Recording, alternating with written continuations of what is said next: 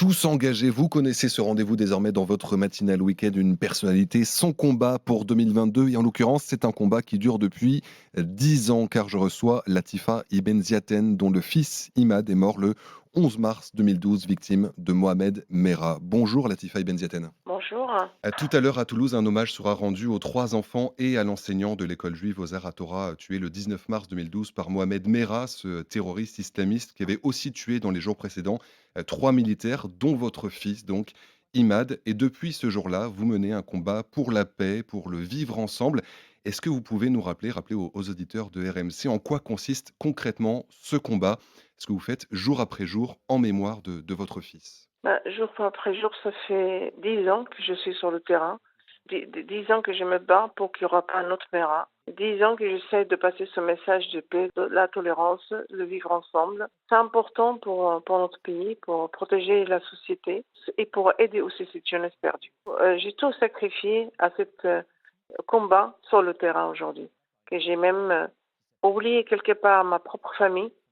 Ça C'est fait 10 ans. Ouais, le terrain, c'est les écoles, les prisons, c'est ça? C'est là que vous allez voir cette Bien jeunesse? sûr, ouais, bien sûr, les écoles, les prisons, les, les foyers fermés, ça veut dire trois à 2 conférences par semaine. 10 ans sur le terrain avec cette association qui porte, hein, le nom de votre fils, IMAD pour la jeunesse, et la paix. Donc vous allez parler à ces jeunes, vous les écoutez aussi, c'est important? Bien sûr, parce qu'aujourd'hui, moi, j'ai constaté qu'on n'écoute pas assez les jeunes.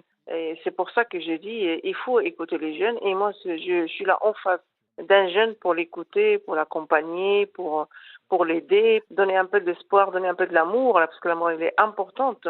Mais qu'est-ce qu'ils vous disent ces jeunes? Je crois que c'est justement une rencontre avec des jeunes à Toulouse, à l'époque, il y a 10 ans, qui vous a donné envie de mener ce combat parce que vous avez entendu des propos qui vous ont, surpris, peut-être un peu choqué à l'époque de la part de ces jeunes? Bien sûr, ces propos, ça a été ça m'a choqué. Et c'est grâce à eux que j'ai ramené ce combat aujourd'hui, que j'ai donné beaucoup de chance, des milliers de jeunes que j'ai sauvés aujourd'hui, parce que c'est ces jeunes qui étaient oubliés par la République, ils étaient perdus, ce qu'ils ont témoigné dans ces ghettos fermés, dans cette cité fermée. Et il n'y a pas de mixité dans l'école, ils n'ont pas la place dans la société, la société, ils ont peur d'eux. Euh, c'est des enfants livrés à eux-mêmes.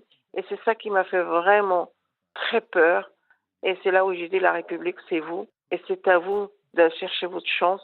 Si vous la cherchez pas vous, la chance ne viendra pas vers vous. Et si vous n'avez pas réussi, il y a aussi une partie de responsabilité de vos parents parce que l'éducation, elle est importante. C'est la clé pour l'enfant. S'il n'y a pas la présence d'une mère, la présence d'un père, s'il n'y a pas d'amour, s'il n'y a pas de dialogue, l'enfant, il grandit sans amour, sans rien, il est vide. Mais vous, vous êtes l'origine de ma souffrance et moi, je vous tends la main. Mais vous, comme vous dites, Mohamed Marrah, c'est un héros, il a mis la France à genoux. Non, Mohamed Marrah, c'est un assassin. Et c'est là, j'ai vu le changement de ces jeunes dans leurs yeux. Je sais que ces jeunes, ils étaient complètement, vraiment livrés eux-mêmes. Il m'a dit, Madame, vous pouvez rien faire pour nous, mais aidez nos frères parce que vous êtes une mère courageuse. De venir ici et de chercher où il habite l'assassin de votre fils. J'ai jamais vu une mère comme vous.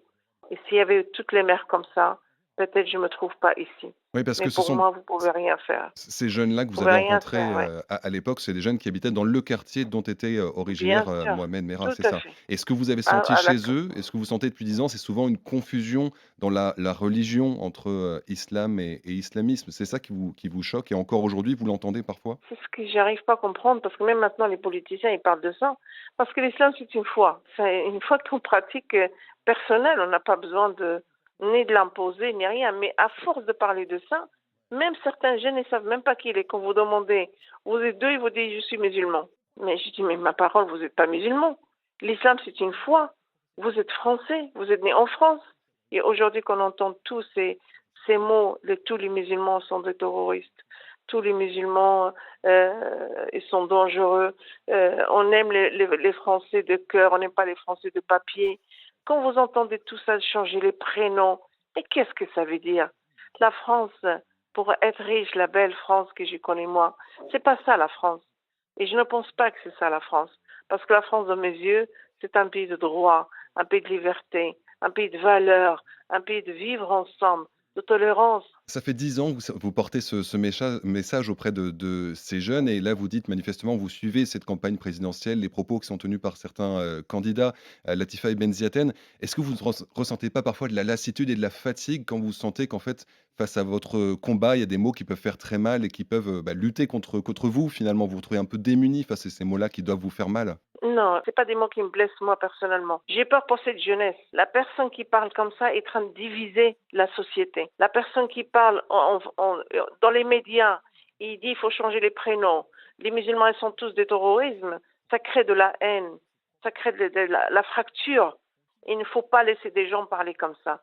C'est tout. Mais moi, personnellement, je suis française, monsieur. Il n'y a personne qui peut me toucher pour dire je suis pas française. Je suis rwanaise, je suis française, je suis musulmane et je suis mes origines marocaines et je suis très fière.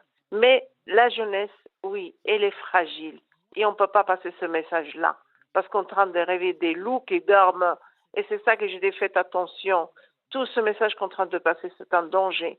Mais alors justement, j'imagine que l'État a un rôle à jouer pour vous aider aussi dans votre combat. C'est une question rituelle dans cette, interview de la matinale week-end RMC. Je vais vous la poser, c'est l'occasion, pour vous de nous dire ce que l'État pourrait faire pour vous soutenir. Si vous étiez vous-même présidente, quelle est la première mesure que vous prendriez?